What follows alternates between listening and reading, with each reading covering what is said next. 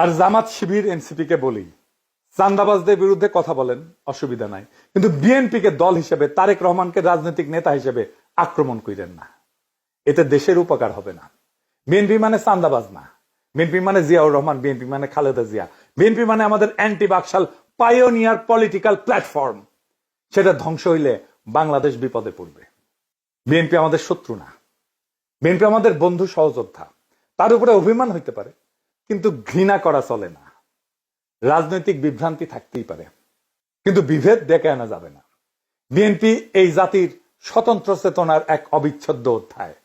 তারেক রহমান ভুল করতে পারেন, কিন্তু বিএনপিকে পুঙ্খানুপুঙ্খভাবে বাতিল করা মানে এদেশের গণতান্ত্রিক ধারাকে দুর্বল করা, এদেশের ফ্যাসিবাদ বিরোধী, ভারতীয় আগ্রাসন বিরোধী লড়াইকে দুর্বল করা।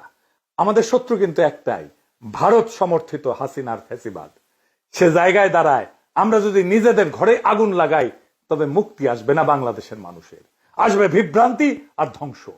তাই সমালোচনা করেন, সংশোধনের ডাক দেন, কিন্তু ধ্বংস ডেকে আনেন না। কারণ আমরা সবাই একই ঐক্যতানে বাঁধা, একই বিপ্লবের সৈনিক। এই সত্যটা ভুলেন না।